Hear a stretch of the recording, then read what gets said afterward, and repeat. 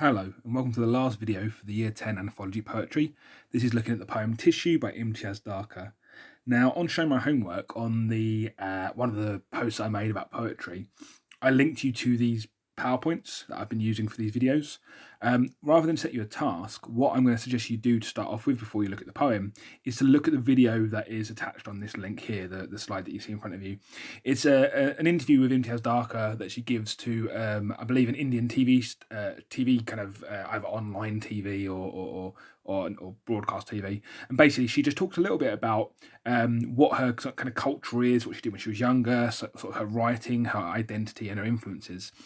It's just quite useful because the context of this poem is a little bit less defined than some of the other ones, and it is her exploring ideas about the world that she lives in. And she is someone, as you'll see, who has moved around a fair bit and has experienced different identities and different influences. So I do suggest you watch it, you make a few notes, and it should hopefully give you some ideas about the poem going forward. So I'll read the poem to you. Paper that lets the light shine through. This is what could alter things. Paper thinned by age or touching. The kind you find in well-used books. The back of the Quran, where a hand has written in the names and histories. Who was born to whom? The height and weight. Who died where and how? On which sepia date? Pages smoothed and stroked and turned, transparent with attention. If buildings were paper, I might feel their drift. See how easily they fall away on a sigh, a shift in the direction of the wind. Maps too. The sun shines through their borderline, the marks that rivers make, roads, rail tracks, mountain folds. Fine slips from grocery shops that say how much was sold and what was paid by credit card might fly our lives like paper kites. An architect could use all this, place layer over layer, luminous script over numbers over line, and never wish to build again with brick or block, but let the daylight break through capitals and monoliths, through the shapes that pride can make. Find a way to trace a grand design. With living tissue, raise a structure never meant to last, of paper smoothed and stroked and thin to be transparent, turned into your skin.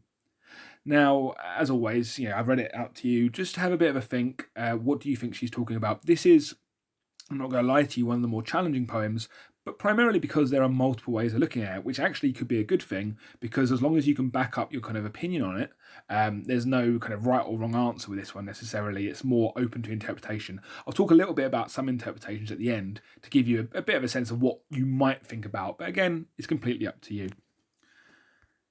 So the annotations. So again, this is just designed to give you kind of my sort of viewpoint on it, and also just to support your understanding as best I can. Because again, it is one of the more complex ones. It doesn't necessarily leap off the page in terms of this is what the narrative is or this is what the persona is saying. It's a little bit more complex. There's a bit more going on. So as long as we can get a base understanding, it should be useful to then build our analysis upon it. So it's called tissue. So it's worth bearing in mind the double meaning, the idea of paper and the idea of skin.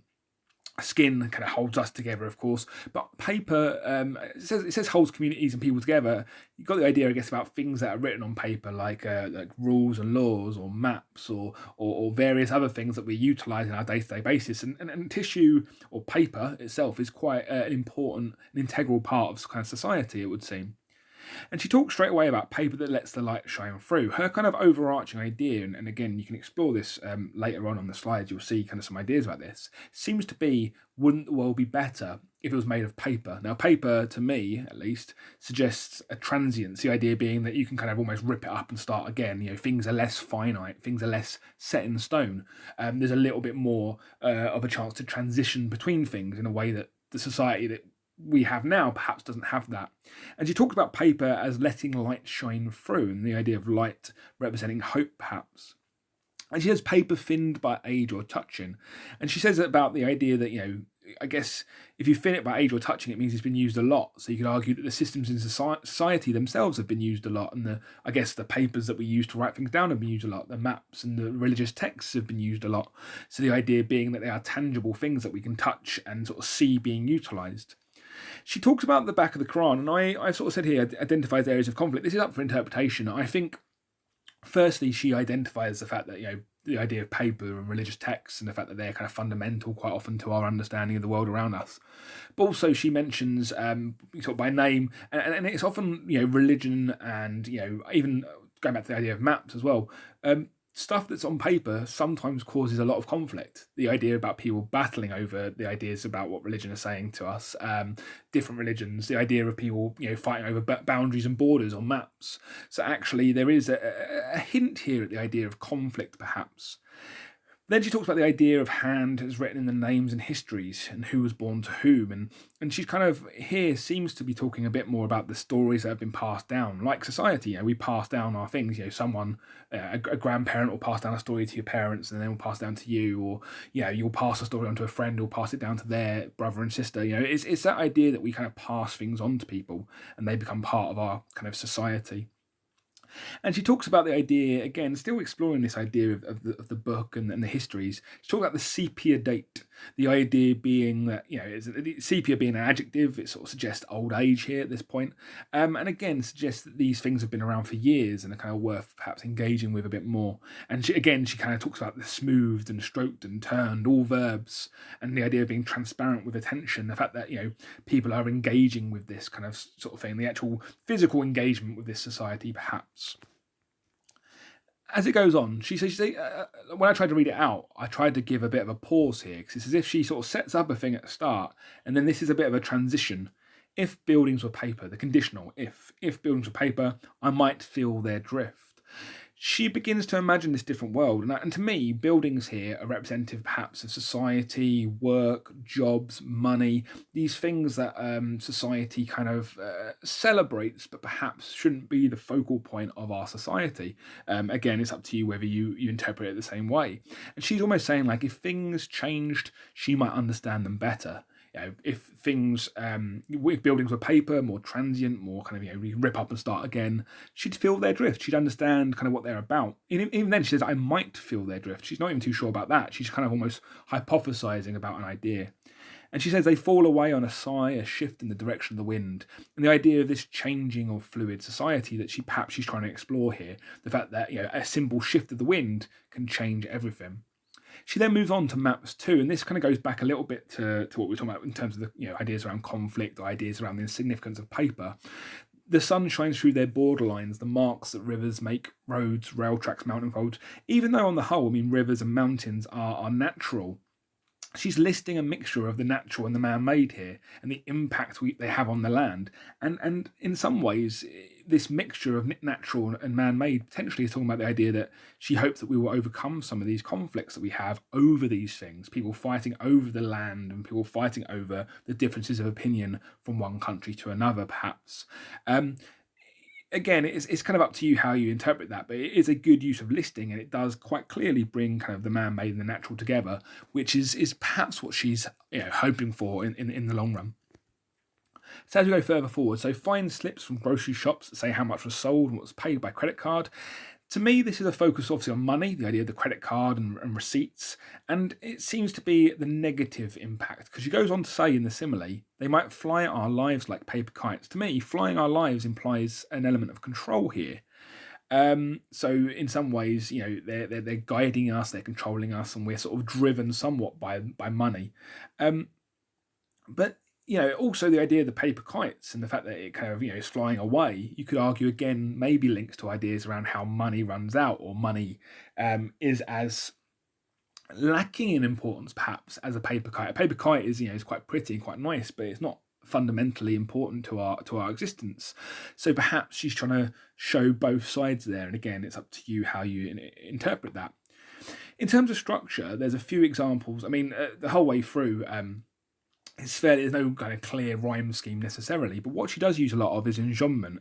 And to me, often, and I've highlighted this one in particular, is to do with her excitement over this new thing. Because she goes, an architect could use all this, place layer over layer, luminous script. Now remember, the ones with the commas, so line 1 and line 3 are the one that I've squared off.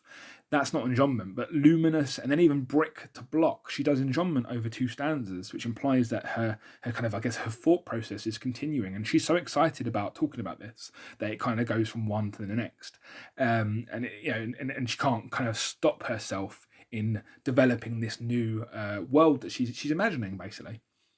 And again, she goes back to the idea of light. She says, let the daylight break. So daylight, again, hope, a new day, perhaps the idea of sort of a fresh start for everyone. And she talks about capitals and monoliths. And this kind of goes back to the idea of buildings for me. Capitals and monoliths, they represent the man-made impact. Things could be less important in a new society. Capitals, capital cities, places of commerce and business where money is made, and there's big buildings, and it lacks that kind of personal kind of like enjoyment that you might get from being maybe out in the countryside, maybe out in a small village somewhere. And monoliths are these kind of big, massive kind of like buildings and statues and creations of man that just lack perhaps that kind of personal touch that she maybe wants to see in the world. And the main thing is that they are made out of concrete and steel, and they are permanent. And she is advocating for a world that perhaps is less permanent in the way it's seen. And she even goes on to talk about the idea of finding a way to trace a grand design. The idea of a grand design, it seems to be a reference to God here, the idea of the perfect world, perhaps, that this might be a way, perhaps, that the world could be made perfect if we were slightly less focused on the buildings and the monoliths and the capitals, and more on the sort of the transient nature of what we willing to rip things up, start again, and fluctuate with whatever happens. So to finish off, we've got the last cut stanzas. She talks about the idea of with living tissue. So she goes from the idea of the perfect design with living tissue, almost the idea that actually it's all well and good talking about the paper and the buildings and the capitals and the monoliths, but actually it's humanity that needs to change somewhat. The perfect design is with living tissue. We need to do something.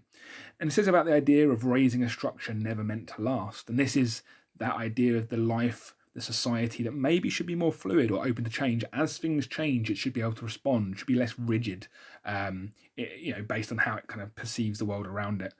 And then she goes of paper smoothed and stroked and thinned to be transparent. Now, this is a repetition of what she said already. And again, it's about that engagement with this new changing society. A paper only smooths and is stroked and thinned if it's being used. So therefore, if people choose to engage with it, perhaps this society would be a better place. It's interesting that the last line, the last stanza, is one line, and it makes it sort of stand out, turned into your skin. And I've said here it's direct address, to use the word your, but specifically it's suggesting that you can make that difference, that actually it's all well and good her hypothesizing and musing on this better world that might be created if we were a little bit more flexible in how we see things, but actually the change happens when you make the difference first. And I think that using that one line stanza to finish off is quite an effective way of engaging us as an audience in terms of what she maybe is trying to say. As you can see at the bottom right, it says here, no rhyme scheme. It's a monologue. She's sharing her feelings about what she thinks. There is some enjambment, of course, and there is some structure to it. They have the idea of mainly 4-line stanzas. Could be her sort of trying to suggest ideas around the rigidness of the society. And actually, the one where she says we can make a difference is the one stanza that stands out and is significantly different from the rest, almost implying that we need to break out and away from that way of seeing the world, perhaps. Now, in lesson, if we were going to do this poem, I would put this on the board first after reading it out. So I'm putting it at the end mainly because if you're still not sure exactly what it's about, any of these 5 things might be worth investigating, worth thinking about actually where do you see these things. So the poem could concern what is real and what is imaginary. The poem sets a solid world against a transparent one, so the world that we can kind of see, the buildings and the capitals, against the transparent world of maybe our emotions and feelings and religion and democracy and ideas around that. The writer desires a different, freer, lighter world. The writer admires things that are beautiful but not permanent. And then there's a conflict in the writer's mind beneath a calm surface. Now, the reason I do this task in lessons is because actually there's no right or wrong answer here. Like, all 5 of them could be perceived as relevant, and they could help you just to kind of get your head around what she's trying to say. As I said, it is one of the more challenging poems. However, remember, you only really need to know a little bit about each poem to best analyze it. You might be given in the exam, you'd be given the poem that you need to talk about in front of you, and then you'll compare it to another poem. So if tissue comes up, you'll have it in front of you, therefore you can kind of work with it because it's in front of you. If you're struggling with it and you're going to do a comparison, you just won't choose tissue as your comparison poem because you don't choose one that you don't understand. You might choose one that you have a better understanding of, or is a bit more straightforward, or has a clearer narrative or persona being explored. But again, it's up to you. If you think this is one that you can kind of get your head around and that actually the different potential interpretations works for you, perfect. Then it's a great poem for you to know, because it allows you to be sort of more free with what you maybe say, because it's really not set in stone. It is kind of up to you how you interpret it. Anyway, as always, any questions, do email me. Stay safe and be well, and I will talk to you later. Bye.